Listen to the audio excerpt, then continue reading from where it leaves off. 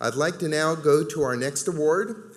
It'll be the 2017 Fleet Executive of the Year Award, sponsored since its inception by the CEI Group. And with that, please help me welcome Wayne Smolda, CEO of the CEI Group.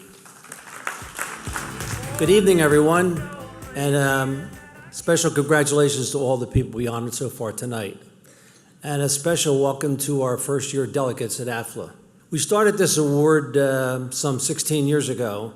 I'm happy to say that the Bobbitt Business Media Organization asked us to co-sponsor this award with Fleet Financials magazine, and it's been my honor to do so ever since. So on behalf of our 371 employees at CEI and Driver Care, our channel partners, and our new partner in our Global Safe Drive Alliance, I'd like to thank the Bobbitt Business Media team for allowing us to continue to sponsor this award. Thank you. So why did the Bobbitt Business Media people decide that this was an award worth creating? Well, they recognized years ago, 16 years ago, that there were professional leaders within organizations that help support fleet management teams in those organizations and help them through critical matters. Things that come to mind would be telematics. It would be the use of private information to ensure drivers got the proper training for driving their vehicles. And so these people are very supportive of our fleet management organizations and teams, and they do deserve special recognition, and this Fleet Executive of the Year Award is intended to do such a thing. So as we move forward into the future landscape of fleet, we are dealing with some very interesting and disrupting trends that we have to deal with that these fleet executives will probably help our fleet management teams with. I categorize these into four different buckets. The first is regulatory, the second is technology, the third is generational, and the fourth, which I just learned this past couple of months, is a high and negative trend of road safety on the global highways. I'll speak to each one. So when I went to Amsterdam to meet with our global Safe Drive Alliance partners, I noticed coming in and out of the airport were a lot of Tesla electric vehicles. So I learned that why that exists is because that city decided to do something about controlling emissions. And so they granted the Tesla car the official taxi for the airport. And I'm thinking that this is going to happen throughout many city centers as managers use the permitting process as a way of controlling the types of vehicles they want traveling inside their cities. And so this will have disruptive challenges to the way we source our vehicles in the future. I think this will just continue. As far as technology is concerned, we all know that the poster child is autonomous vehicles. And yes, while we might say that's a long way away, I can tell you there are stakeholders that are making a lot of progress on making sure that autonomous vehicles are adopted sooner than later. We have both federal and state governments passing guidelines on autonomous vehicles today. In fact, the state of Nevada is testing autonomous trucks with Tesla. And they're testing these by placing these trucks with autonomous self-driving trucks in a column format called platooning going through the highways of Nevada. We're going to see more of this as time goes on. Volvo is working with a waste management company in Sweden to deploy driverless refuge trucks to be used in urban areas. This is an incredible movement that I think is going to make autonomous vehicles here sooner than later, and our fleet management teams will have to deal with that. Now, with regard to the sharing economy, which is I consider the generational behavior changes that are happening in our industry, the sharing economy is already here and affecting fleet today. For instance, GM launched in 11 cities its Maven ride-sharing, car-sharing business. I think there's probably about 8,000 vehicles out there, and you can actually rent share off of a mobile app, a GM car through Maven for $8 an hour or $200 a week. In addition to that, this same model was used by Toyota recently in Australia to develop a fleet car sharing program, meaning that people who need a fleet vehicle can reserve a fleet vehicle in a similar way as they would reserve a conference room. So these are pretty interesting new ideas in what I call the sharing economy that we're going to be dealing with again and again. And so these things will create challenges for our fleet management teams. As far as road safety, I learned recently from a lady by the name of Natalie Drazen, who is a North American representative for the FIA Foundation. FIA is the Federation of International Automobile Motor Clubs, about 155 motorsporting clubs in 170 countries. And she told me about their mission as a foundation was to help improve road safety around the world. Last year, 1.3 million people died because of poor road traffic conditions around the world. 20 million people were injured.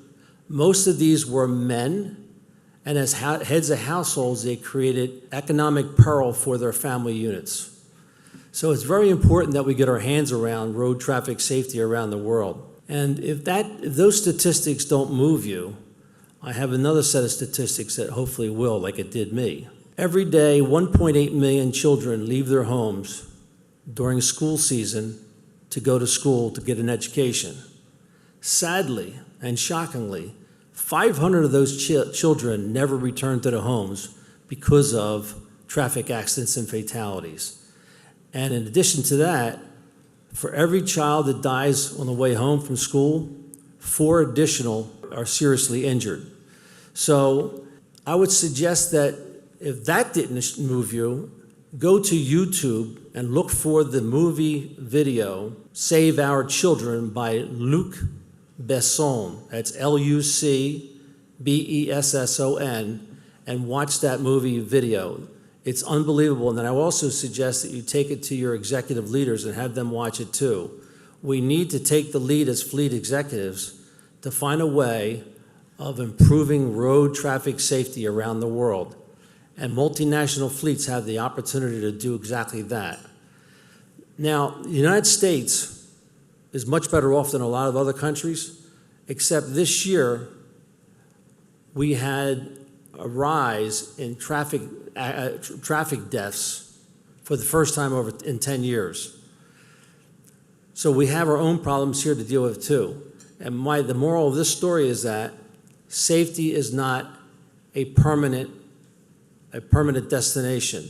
Safety is a permanent teaching, preaching, and coaching our drivers every day how to be safer drivers and beware of the dangers of the road. I think our fleet executive leaders can help our fleet management teams deal with some of these disruptive trends that are heading our way. With that, I think I'll turn this over to Mike. You're going to handle the introduction of the lineup. Thank you very much. All right, thank you, Wayne. Our first nominee is Linda Dinwiddie. She's Assistant Vice President at LabCorp. She manages 5,200 total vehicles and has 28 years of fleet experience. And Linda has successfully managed LabCorp's fleet, 5,200 vehicles, primarily small station wagons, minivans, and full-size vans, to a best-in-class 34 cents per mile. A round of applause for Linda Dinwiddie. Our next nominee is Caryn Helmandollar. She's Vice President of Risk Management, Ferguson Enterprises. She manages 3,300 total vehicles and has 7 years of experience in the fleet industry. Caryn began her involvement in fleet in January 2010 when Ferguson's fleet function transitioned to the Risk Management Group. She oversees the company's fleet, insurance, claims, security, health and safety, and product integrity efforts. A round of applause for Caryn Helmandollar, please. Our third nominee is Mark Lowenberger. He's Assistant VP, Supply Chain, Cox Enterprises, has a total of 13,000 vehicles in the fleet, and has 10 years of fleet experience. Mark at one time managed the fleet, but since then, he is now overseeing it while it's managed on a day-to-day basis by Jim Bigelow, Senior Director of Enterprise Fleet Operations for Cox Enterprises. Mark also is responsible for Cox Enterprises' supply chain services and procurement functions. So with that, a round of applause for Mark Lowenberger. And our final nominee for 2017 Fleet Executive of the Year is Yogi Shivdeshani, and he's Vice President, Logistics and Procurement for LKQ Corporation, has a total of 7,300 vehicles in the fleet and 12 years of industry experience. Yogi is a dedicated fleet executive who has significantly improved network account retention and generated savings while simultaneously adding value to the LQ fleet through his focus on business transparency and clear communication with drivers and vendors. And a round of applause for Yogi, please. And now let me turn it over to Wayne, and Wayne will announce the winner of this year's award. Thank you, Mike, and congratulations to all our finalists. So it's my great honor and pleasure to announce our winner of this year, Fleet Executive of the Year Award, to Caryn Helmandollar. Caryn. Thank you very much. I'm certainly very humbled and appreciative to be counted among the people that have been nominated this year for Fleet Executive, so thank you very much. I am the only one standing between you and the casino and the blackjack table, so I will be very, very brief. I thank Bobbitt Industries. I thank my friends. The very first friends I ever had in Fleet were the people at Wheels, and I think there's some Wheels friends here. And they were, I knew nothing about Fleet, and they were extremely gentle with me as they showed me the ropes, and I very much appreciate that. They're among the classiest people I have ever met. And of course, my friends at CEI, and I was just mentioning to Wayne this evening, you know, a decade ago when I met CEI, they were all about the data, and that was 10 years ago, and they were very much thinking into the future. And I'm very aggressive. They've survived several RFPs, so I guess they've known what they're doing, but they are certainly on the forefront. So I thank my friends at CEI, and I thank my partners now at ARI. They're going to take us into the future at Ferguson. And I thank my group back home in Newport News for Ferguson Enterprises, our fleet team. If you're not afraid to hire people that are smarter than you, then you will be wildly, wildly successful. And I thank my family. I thank my husband. And he really took one for the team coming out to Vegas with me, so I want you all to please thank Brad. Yes. So I hope you enjoy the rest of the conference and enjoy the evening tonight. Thank you very, very much.